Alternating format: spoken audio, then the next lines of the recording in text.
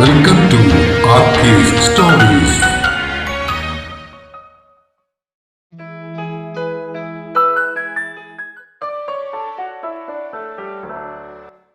താളം ഭാഗം 35.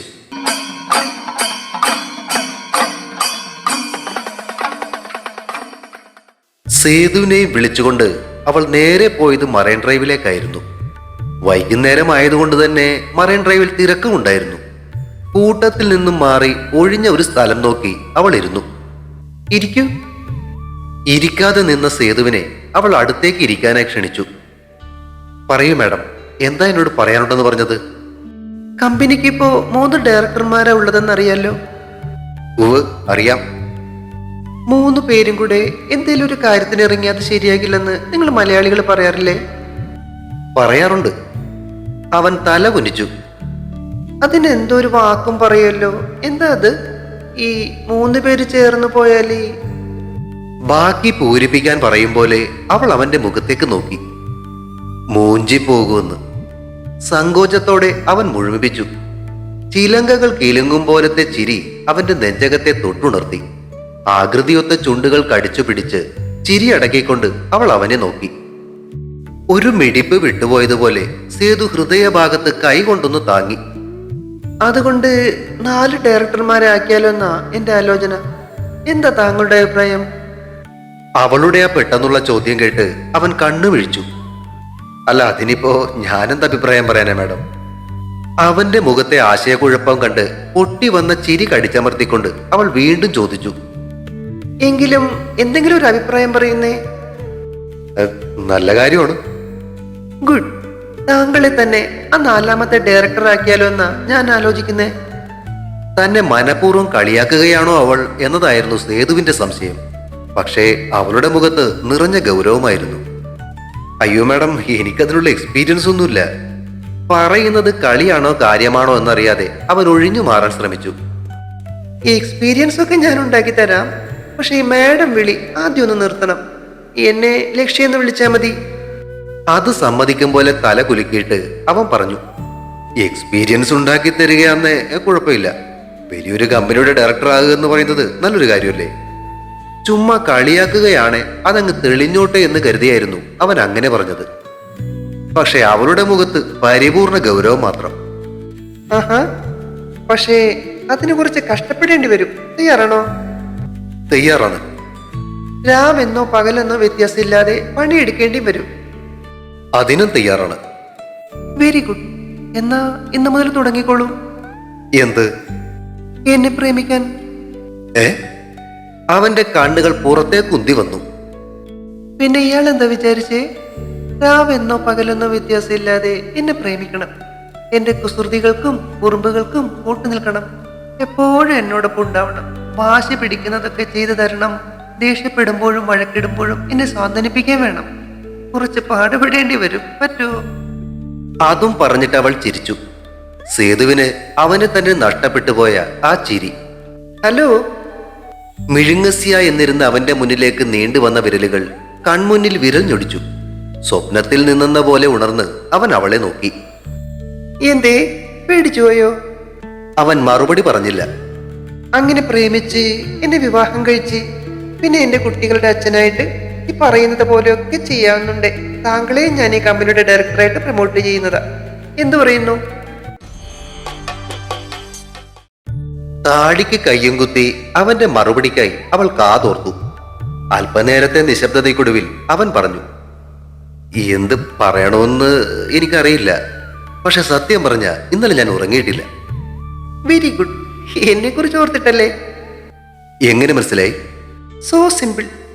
ഇന്നലെ പോകാൻ നേരത്ത് തിരിഞ്ഞു നോക്കിയപ്പോ സേതുവിന്റെ കണ്ണുകളിൽ കണ്ട ഭാവം മതിയായിരുന്നു എനിക്കത് മനസ്സിലാക്കാൻ. ഞാനും ഇന്നലെ ഉറങ്ങിയിട്ടില്ല. കാരണം എനിക്കും ഇതൊക്കെ ഒരു പുതിയ അനുഭവമായിരുന്നു. ഇന്നേ വരെ ആരോടും തോന്നാത്ത ഒരു അട്രാക്ഷൻ, ഒരു അടുപ്പം. ഒരു പക്ഷെ ഇതായിരിക്കുമല്ലേ ഈ ലവ് അറ്റ് ഫസ്റ്റ് സൈറ്റ് എന്ന് പറയുന്നേ. അതിനും മറുപടി പറയാതെ അവൻ അവളെ തന്നെ നോക്കുകയായിരുന്നു. നാട്ടിൻപുറത്ത് അവൻ കണ്ടിട്ടുള്ള പെൺകുട്ടികളെക്കാളൊക്കെ വ്യത്യസ്തയായ ഒരുവൾ. തന്റെ ഇഷ്ടങ്ങളും ആഗ്രഹങ്ങളും പ്രണയം പോലും തുറന്നു പറയാൻ മടി കാണിക്കാത്ത അത്ര സ്മാർട്ടായൊരു പെൺകുട്ടി. പെൺകുട്ടികളുടെ മുന്നിൽ സംസാരിക്കുമ്പോൾ ചെറുതായിട്ട് മുട്ടിടിക്കും അല്ലേ? അവളുടെ ആ ചോദ്യം കേട്ട് അവൻ കണ്ണുകൾ ചുരുക്കി അവളെ നോക്കി. ഏയ്, അങ്ങനെയൊന്നുമില്ല. പക്ഷെ ഇന്നലെ എന്തോ ആദ്യം കണ്ടപ്പോ വല്ലാത്തൊരു സ്പാർക്കായിരുന്നു. മനസ്സിലായി. അവൾ കുസൃതിയോടെ തല കുലുക്കി. എന്റെ ചോദ്യത്തിന് മറുപടി കിട്ടിയില്ല. കണ്ണുകളിൽ നിന്നല്ല, വാക്കുകളിൽ കൂടി നേരിട്ടറിയാൻ എനിക്ക് ആഗ്രഹമുണ്ട്. അതിന് മറുപടി പറയാതെ അവളെ നോക്കിയ സേതു ഒറ്റ വലിക്ക് അവളെ തന്റെ നെഞ്ചിലേക്ക് വലിച്ചിട്ടു. ആ ഉണ്ടക്കണ്ണുകൾ ഒന്നുകൂടി മിഴിഞ്ഞ് അവനെ നോക്കി. അത്ഭുതം കൊണ്ട് വിടർന്ന ചുണ്ടുകളിലേക്ക് അവൻ മുഖം താഴ്ത്തി. ചുണ്ടുകളുടെ മധുരം നുകരുമ്പോ പിടയുന്ന കണ്ണുകളിലായിരുന്നു അവന്റെ ശ്രദ്ധ. ദീർഘനേരത്തെ ചുംബനത്തിനൊടുവിൽ മുഖമുയർത്തിയ അവൻ ആ നുണക്കുഴികളിലേക്ക് പല്ലുകൾ അമർത്തി കൊതി തീർത്തു. കിതച്ചുപോയ അവളെ മുന്നിലേക്ക് നീക്കി അവൻ ആ കണ്ണുകളിലേക്ക് നോക്കി. ഉത്തരം കിട്ടിയോ? അവൻ ചോദിച്ചു. ഓ, കിട്ടി മോനെ. പക്ഷെ ഇടയ്ക്കിടയ്ക്ക് ഇനി ഇതുപോലെ ഉത്തരം വേണ്ടി വരും. ഓക്കെ? പിന്നെന്താ, ഞാൻ റെഡി. ഒടുവിൽ മതിയായി എന്ന് മാത്രം പറയാതിരുന്നാ മതി. കൊള്ളാലോ ആള്. ഇന്നലെ കണ്ടപ്പോ മിണ്ടാപ്പൂച്ചാണെന്നാ കരുതിയെ. ഇതിപ്പോ എന്നെ കടത്തി വിട്ടുമല്ലോ. ഞാനൊരു വായാടിയാണെന്നാ അമ്മ പറയാറുള്ളേ. അമ്മയാണല്ലേ മലയാളം പഠിപ്പിച്ചത്? അതെ, അച്ഛനെയും പഠിപ്പിക്കുന്നുണ്ട്. അച്ഛന്റെ മലയാളം ഇന്നലെ കേട്ടായിരുന്നു. അതിനവൾ അവന്റെ ഹൃദയത്തെ തരളിതമാക്കിക്കൊണ്ട് ചീലങ്ക കിലുങ്ങും പോലെ വീണ്ടും ചിരിച്ചു. ഇന്നലെ വന്ന റോഹൻ ഭായ്, അയാളുമായിട്ട് രേവന്ത് സാബിന് എങ്ങനെയാ പരിചയം? അവളുടെ മുഖത്തേക്ക് ഒരു ഇഷ്ടക്കേട് കയറുന്നത് അവൻ ശ്രദ്ധിച്ചു. അപ്പയ്ക്ക് അങ്ങനെ പലരെയും പരിചയമുണ്ട്. എനിക്കിഷ്ടമല്ല സ്കൗണ്ടറൽസ്. ഏയ്, അത് വിട്ടേക്ക്. അവൻ സമാധാനിപ്പിക്കാൻ ശ്രമിച്ചപ്പോ അവളുടെ മുഖം വീണ്ടും പഴയപടി പ്രകാശപൂർണമായി. തിരിഞ്ഞു നോക്കിയ അവൾ അവന്റെ മീശത്തുമ്പിൽ മെല്ലെ പിടിച്ചു വലിച്ചു. എനിക്ക് ഏറ്റവും ഇഷ്ടപ്പെട്ടത് ഈ മീശയാ, അറിയോ? ഓഹോ. അവൻ അവളെ നോക്കി മീശ പിരിച്ചു. ഹേയ്! അവൾ അവന്റെ കൈ തട്ടിമാറ്റിയിട്ട് വീണ്ടും പഴയപടി മീശ താഴോട്ടാക്കി. ഇവിടെയുള്ളവരെ കണ്ടിട്ടുണ്ടോ? ക്ലീൻ ഷേവ്, ചട്ടി കമഴ്ത്തിയ പോലെ ഇരിക്കും മുഖം. I don't like it. അപ്പയ്ക്ക് മീശയുള്ളത് കണ്ടോ? ഞാൻ പറഞ്ഞിട്ടാ വളർത്തുന്നേ. എനിക്ക് അമ്മയുടെ ഇഷ്ടങ്ങളാണെന്നാ അപ്പ പറയാറുള്ളേ. കേരളത്തെ പറ്റി കേട്ടിട്ടേ ഉള്ളൂ. ഒരിക്കലെങ്കിലും അവിടെ പോകണമെന്നുണ്ട്. കുളങ്ങളും പാടങ്ങളും മലകളും ഒക്കെ ഉള്ളൊരു നാട്. അതെന്റെ ഒരു സ്വപ്നമാ. ബോംബെ പോലുള്ള ഒരു നഗരത്തിൽ ജനിച്ചു വളർന്ന അവളുടെ സ്വപ്നങ്ങളും ആഗ്രഹങ്ങളും അവനെ അമ്പരിപ്പിച്ചു. അതിനെന്താ, നമുക്കൊരു ദിവസം പോവാല്ലോ. ഈ ചെറുവാണിയൊരു ലക്ഷ്യം പറഞ്ഞതുപോലെ മനോഹരമാണ്. അവിടുത്തെ നാട്ടുകാരും നല്ലവരാണ്. എന്നെ കൊണ്ടുപോകൂ. അവളുടെ വിടർന്ന കണ്ണുകളിൽ ആകാംക്ഷയും ആഗ്രഹവും നിറഞ്ഞു. തീർച്ചയായും. അവൻ അവളുടെ നെറുകയിൽ ചുണ്ടുകൾ അമർത്തി. എത്ര പെട്ടെന്നല്ലേ നമ്മൾ എടുത്തത്. ഏതോ ജന്മങ്ങളിലൊക്കെ കൂടെ ഉണ്ടായിരുന്നവരെ പോലെയാ എനിക്ക് തോന്നുന്നേ. യാതൊരു അപരിചിതത്വവും തോന്നാത്ത ഒരാള്. കാതരമായ നോട്ടം പാറി വീഴുമ്പോൾ അവൻ അവളെ ചേർത്ത് പിടിച്ചു. അവൾ കുറുകിക്കൊണ്ട് അവന്റെ നെഞ്ചിലേക്ക് മുഖം ചേർത്തു. പിന്നീടുള്ള നാളുകൾ സേതുവിന്റെയും ലക്ഷ്യയുടെയും പ്രണയത്തിന്റെ നാളുകളായിരുന്നു. പെയ്തൊഴിയാത്തൊരു മഴ പോലെ അവൻ അവളെ പ്രണയിച്ചു. ആ മഴയിൽ നനഞ്ഞ് പുളകം കൊണ്ട പ്രകൃതിയെ പോലെ അവൾ അവനിൽ അലിഞ്ഞു ചേർന്നു. മനസ്സുകൊണ്ടും ശരീരം കൊണ്ടും ഒന്നായി തീർന്ന 2 വർഷങ്ങൾ. ആ 2 വർഷത്തിനുള്ളിൽ അവൻ കമ്പനിയുടെ അസിസ്റ്റന്റ് ജനറൽ മാനേജറുമായി. രേവന്ത് റെഡ്ഡിക്കും ഭാഗ്യയ്ക്കും സേതുവിന് ഇഷ്ടമായിരുന്നു. കമ്പനിയുടെ കാര്യങ്ങളിൽ അവനുള്ള സാമർഥ്യവും നല്ലൊരു തറവാട്ടിലെ പയ്യനാണെന്ന കാര്യവും അവനിൽ അവർ മകളുടെ ഭർത്താവിനെ കണ്ടു.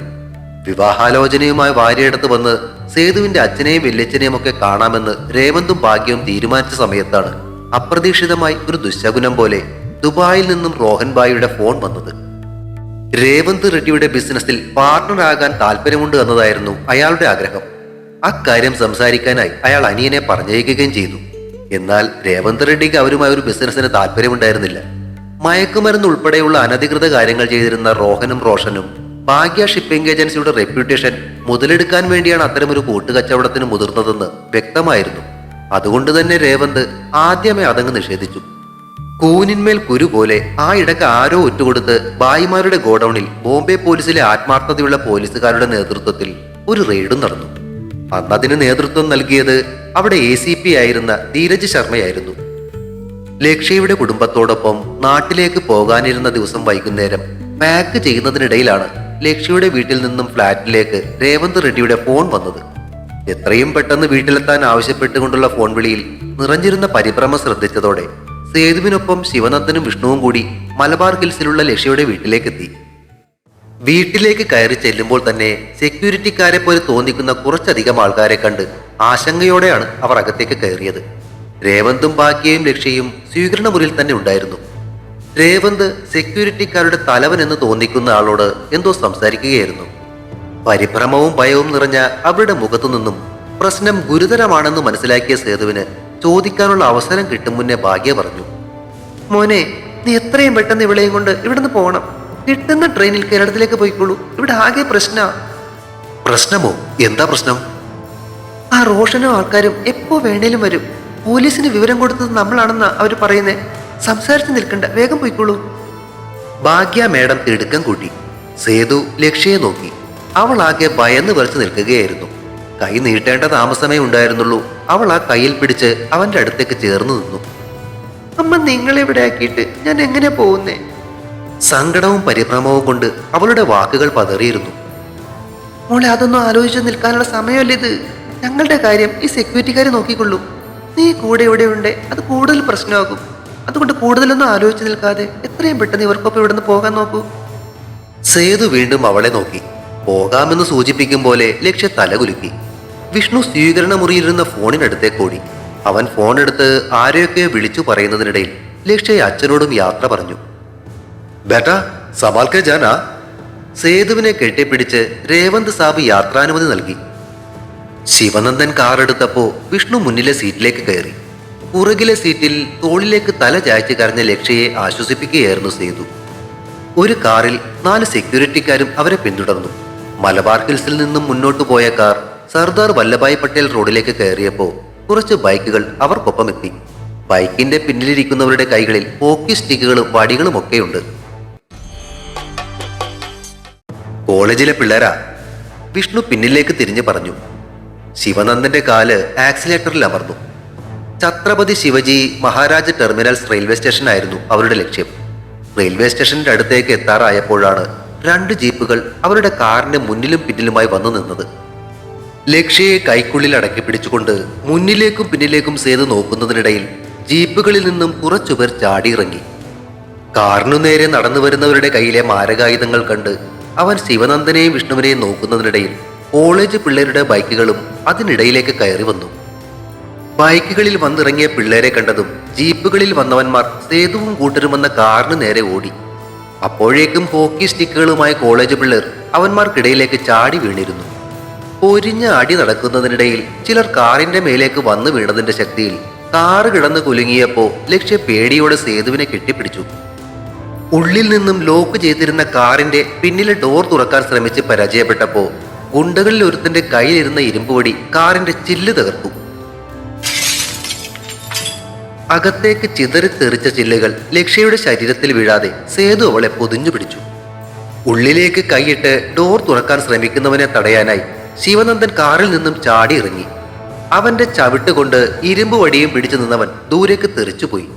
മറ്റ് 2 പേർ കൂടി കാറിനടുത്തേക്ക് എത്തുന്നത് കണ്ടപ്പോ മുകളിലേക്ക് നോക്കി പ്രാർത്ഥിച്ചുകൊണ്ട് വിഷ്ണുവും കാറിന് പുറത്തേക്ക് ഇറങ്ങി. സേതുണ്ണ, അണ്ണൻ ലക്ഷ്യം കൊണ്ട് ഏതെങ്കിലും ഒരു ബൈക്കിൽ കയറി വിട്ടോ, ഇവന്മാരെ ഞങ്ങൾ നോക്കിക്കൊള്ളാം.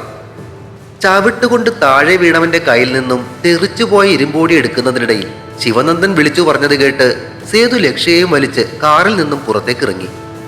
അവരുടെ അടുത്തേക്കെത്താൻ ശ്രമിച്ചവന്മാരെ പിള്ളേര് തല്ലി ഒതുക്കുന്നതിനിടയിൽ സേതു ഒരു ബൈക്കിലേക്ക് കയറിയിരുന്നിട്ട് അത് സ്റ്റാർട്ട് ചെയ്തു. ഭയന്നു വിറച്ചു നിന്ന ലക്ഷ്യയെ അവൻ പിടിച്ചു വലിച്ച് ബൈക്കിന്റെ പിന്നിലേക്കിരുത്തി. വലത് കൈ ആക്സിലേറ്ററിൽ അമർന്നപ്പോ മുരണ്ടുകൊണ്ട് ആ ബൈക്ക് മുന്നിലെ വീൽ അല്പം ഉയർത്തിയിട്ട് മുന്നോട്ട് കുതിച്ചു. പിന്നിൽ നിന്നും ഒരലർച്ച. മുന്നോട്ട് കുതിച്ച ബൈക്കിൽ ഇരുന്നു കൊണ്ട് സേതു തിരിഞ്ഞു നോക്കി. വിഷ്ണുവിന്റെ വയറ്റിലേക്ക് കത്തി താഴ്ത്തുന്ന ഒരുത്തൻ, അവനെ ചവിട്ടി തെറിപ്പിക്കുന്ന ശിവനന്ദൻ. താഴേക്ക് വീഴുന്ന വിഷ്ണുവിനെ താങ്ങുന്ന ശിവനന്ദനെ കണ്ട് ബൈക്ക് തിരിക്കാൻ ശ്രമിക്കുന്നതിനിടയിലാണ് ജീപ്പിനിടയിലൂടെ കയറി വന്നൊരു ബെൻസ് കാറ് സേതുവിന്റെ ബൈക്കിനെ ഇടിച്ചു തെറിപ്പിച്ചത്. റോഡരികിലെ പുല്ലിലേക്ക് തെറിച്ച് വീണ സേതു കൈ കുത്തി എഴുന്നേൽക്കാൻ ശ്രമിച്ചു. ശരീരത്തിൽ എവിടെയൊക്കെയോ വല്ലാത്ത വേദന. കണ്ണിന് മുകളിലൂടെ എന്തോ ഒഴുകുന്നു. കൈ ഉയർത്തി തുടച്ച ആ നനവിന് വല്ലാത്ത പശപ്പ്. വേദന തോന്നുന്നില്ലെങ്കിലും പയ്യെ ചോരയുടെ മണം മൂക്കിലേക്ക് കയറി വന്നു. കാറിന്റെ ഡോർ തുറന്ന് പുറത്തേക്കിറങ്ങിയ റോഷൻ ബായിയെ കണ്ട് സേതു വീണ്ടും എഴുന്നേൽക്കാൻ ശ്രമിച്ചു. കാലിൽ എവിടെയൊക്കെയോ വല്ലാത്ത വേദന.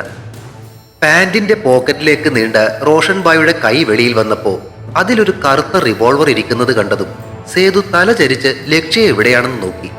അല്പം അകലെയായി പുല്ലുകൾക്കിടയിൽ അവൾ അനക്കമറ്റ് കിടക്കുന്നു. റോഷൻ ബായിയുടെ ലക്ഷ്യം അവളാണെന്ന് കണ്ട സേതു വീണ്ടും എഴുന്നേൽക്കാൻ ശ്രമിച്ചു. അതിനും മുന്നേ തന്നെ റോഷന്റെ കയ്യിലിരുന്ന റിവോൾവർ തീ തുപ്പിയിരുന്നു. ബോധമറ്റ് കിടക്കുന്ന ലക്ഷ്യയുടെ ശരീരത്തിൽ നിന്നും ചോര ചീറ്റി തെറിക്കുന്നത് കണ്ട് സേതു അലറിക്കരഞ്ഞു. ലക്ഷ്യ! സർവശക്തിയും സംഭരിച്ച് എഴുന്നേറ്റ അവന്റെ കയ്യിൽ തടഞ്ഞത് വലിയൊരു കരിങ്കല്ലായിരുന്നു. അവൻ അതെടുത്ത് ശക്തിയോടെ ആഞ്ഞെറിഞ്ഞു. ലക്ഷ്യയെ മാത്രം നോക്കി നിന്നിരുന്ന റോഷൻ സേതുവിനെ ശ്രദ്ധിച്ചില്ലായിരുന്നു. അവൻ എറിഞ്ഞ കരിങ്കല്ല് അയാളുടെ ഇടത്തെ കണ്ണും മൂക്കും ചതച്ചു. വേദനയോടെ അമറിയ റോഷന്റെ കയ്യിൽ നിന്നും തോക്ക് തെറിച്ചുപോയി. ചോരയൊഴുകുന്ന മുഖം പൊത്തി താഴേക്ക് ഇരുന്നു പോയ റോഷന്റെ അടുത്തേക്കെത്തിയ സേതു താഴെ കിടന്നിരുന്ന റിവോൾവർ കയ്യിലേക്കെടുത്തു. മുഖമുയർത്തിയ റോഷന്റെ കണ്ണുകളിൽ മരണഭയം തെളിഞ്ഞു. അലറിക്കൊണ്ട് സേതു കാഞ്ചിയിൽ വിരലമർത്തി. തോക്കിൽ നിന്നും പല പ്രാവശ്യം തീപ്പൊരികൾ ചിതറി. മുഖം തകർന്ന റോഷൻ പിന്നിലേക്ക് മലച്ചു വീണു. തോക്ക് വലിച്ചെറിഞ്ഞ സേതു കരഞ്ഞുകൊണ്ട് ലക്ഷ്യയുടെ അടുത്തേക്ക് ചെന്ന് അവളെ മടിയിലേക്ക് മലർത്തിക്കിടത്തി. മുതുകിലൂടെ കയറിയ വെടിയുണ്ട അവളുടെ നെഞ്ചു തുളച്ചിരുന്നു. നിശ്ചലമായി പോയ ആ വിടർന്ന കണ്ണുകളിൽ നിന്നും ഒഴുകിയിറങ്ങിയ കണ്ണുനീർച്ചാലുകൾക്ക് അപ്പോഴും ചൂടുണ്ടായിരുന്നു. അവളുടെ മുഖം നിറയെ ഉമ്മ വെച്ചുകൊണ്ട് സേതു ഉറക്കെ കരഞ്ഞുകൊണ്ടിരുന്നു. സർക്കിൾ ഇൻസ്പെക്ടർ ശിവദാസ് സേതുവിന്റെയും ലക്ഷ്യയുടെയും കഥ പറഞ്ഞു നിർത്തുമ്പോൾ SI ജോണിന്റെയും റിജുവിന്റെയും മുഖങ്ങളിൽ മ്ലാനത നിറഞ്ഞിരുന്നു. അന്ന് റോഷൻ ബായിയുടെ കൂടെ വന്നവന്മാരിൽ ഒരുത്തനും അവിടെ നിന്ന് ജീവനോടെ തിരികെ പോയില്ല. പിള്ളേരവന്മാരൊക്കെ അങ്ങ് തീർത്തു കളഞ്ഞു. ആ സംഘടനത്തിൽ വെച്ച് ലക്ഷ്യയും വിഷ്ണുവിനെയും കൂടാതെ അവിടുത്തെ പ്രമുഖമായ ഒരു മറാത്ത കുടുംബത്തിൽപ്പെട്ടൊരു കോളേജ് പയ്യനും മരിച്ചിരുന്നു. കൂടാതെ രേവന്ത് റെഡ്ഡിയുടെ ബന്ധുക്കളും നല്ല പിടിപാടുള്ളവരായിരുന്നു. അതുകൊണ്ട് തന്നെ അത് കോളേജ് പിള്ളേരുമായിട്ടുള്ളൊരു ഏറ്റുമുട്ടലാക്കിയ പത്രങ്ങളിലൊക്കെ വന്നത്. പോലീസും അതിനൊന്ന് കൂട്ടുനിന്നു. ആ റോഷനെ കൊന്നത് വിഷ്ണുപ്രസാദ് ആണെന്നും മഹസ്തറിലങ്ങ് എഴുതി വെച്ചു. സേതുവിന്റെ പേര് തന്നെ അവർ മുക്കിക്കളഞ്ഞു. ആ ഒരു സംഭവത്തിന് ശേഷമാ സേതു നാട്ടിലേക്ക് തിരികെ വന്നത്. സത്യത്തില് പോലീസ് അവനെ ഇങ്ങോട്ട് പറഞ്ഞു വിടുകയായിരുന്നു. സാറേ, അപ്പോ രേവന്ത് റെഡ്ഡിയും ഭാര്യയും? റിജു ചോദിച്ചു. പോലീസ് ചെല്ലുമ്പോ അവര് രണ്ടുപേരും കുറച്ച് സെക്യൂരിറ്റിക്കാരും വെടിയേറ്റു മരിച്ചു കിടക്കുകയായിരുന്നു. സാർ ഇതൊക്കെ ഇപ്പൊ എങ്ങനെ അറിഞ്ഞു? കുറച്ച് ദിവസങ്ങൾക്ക് മുന്നേ സേതുവും തന്റെ അളിയനും കൂടി പിറവത്ത് വെച്ച കരിമ്പനം കാട്ടുവാനായിട്ടൊരു പ്രശ്നം ഉണ്ടാക്കിയില്ലേ? അന്നത് സോൾവ് ചെയ്തത് അവിടുത്തെ SP ധീരജ് ശർമ്മയായിരുന്നു. ഏത്? ഈ സംഭവം നടക്കുമ്പോ ബോംബെയിലെ ASP ആയിരുന്നു എന്ന് സാറ് പറഞ്ഞ അതേ ധീരജ് ശർമ്മ? SI ജോൺ അത്ഭുതം കൂറി. എക്സാക്ട്ലി, ആ പുള്ളി തന്നെയാ ഇപ്പോ എറണാകുളം റൂറൽ SP. പുള്ളിക്ക് ഈ സേതുനാഥന്മാരാരെന്ന പേര് കേട്ടപ്പോ തന്നെ സംശയം തോന്നി. അതുകൊണ്ട് അവിടുത്തെ DYSP ശേഖരൻ സാറിനെ വിട്ട് അന്വേഷിപ്പിക്കുകയും ചെയ്തു. അങ്ങനെയാ ഇതിപ്പോ ഞാൻ അറിഞ്ഞത്. അല്ല സാറേ, ഇതൊക്കെ പണ്ടേ കഴിഞ്ഞ കാര്യങ്ങളല്ലേ? അതിനിപ്പോ നമ്മൾ വിജിലന്റ് ആക്കേണ്ട കാര്യം എന്താ? എടോ, അന്ന് അതൊരു സീക്രട്ട് മിഷനായിട്ട് നടന്ന കാര്യമാണ്. ഇനി അതൊക്കെ ആരും കുത്തിപ്പോക്കാതെ നോക്കണം, അത്രേ ഉള്ളൂ. ആ സംഭവത്തിന് ശേഷം അവന്റെ ചേട്ടൻ റോഹൻ ബായിക്ക് പിന്നെ ബോംബെയിൽ കാല് കുത്താൻ കഴിഞ്ഞിട്ടില്ല. എങ്കിലും അനിയനെ കൊന്നത് സേതുനാഥനാണെന്നറിഞ്ഞ അവൻ ചിലപ്പോ സേതുവിനെ അന്വേഷിച്ച് ഇവിടെ എത്താൻ സാധ്യതയുണ്ട്. ഈ സേതു ഇപ്പോ താമസിക്കുന്നത് നമ്മുടെ ഏരിയയിലായി പോയില്ലേ? ഞാൻ പറഞ്ഞത് റിജുവിനും മനസ്സിലായല്ലോ അല്ലേ? ഓ സർ, റിജു തലയിളക്കി. തൊട്ടടുത്ത് താമസിക്കുന്ന ആളായതുകൊണ്ട് റിജുവിനോടും കൂടി ഞാൻ പറഞ്ഞതേ ഉള്ളൂ. ആ, എങ്കിലും നിങ്ങൾ പോയിക്കോളൂ. സർ. ജോണും റിജുവും സർക്കിൾ ഇൻസ്പെക്ടർ ശിവദാസിനെ സല്യൂട്ട് ചെയ്തിട്ട് പുറത്തേക്ക് ഇറങ്ങി. തുടരും. താളം അടുത്ത ഭാഗം ഉടൻ പ്രതീക്ഷിക്കുക. സബ്സ്ക്രൈബ് ചെയ്യാത്തവരുണ്ടെങ്കിൽ ദയവായി സബ്സ്ക്രൈബ് ചെയ്ത് സപ്പോർട്ട് ചെയ്യണേ. കഥയ്ക്ക് അഭിപ്രായങ്ങളും ലൈക്കുകളും നൽകുന്നതിനൊപ്പം ഹൈപ്പ് കൂടി നൽകി സപ്പോർട്ട് ചെയ്തേക്കണേ. കൂടാതെ കഥയുടെ ലിങ്ക് പരിചയക്കാർക്കൊക്കെ ഒന്ന് ഷെയർ ചെയ്ത് കൊടുത്തേക്കണേ. Thank U.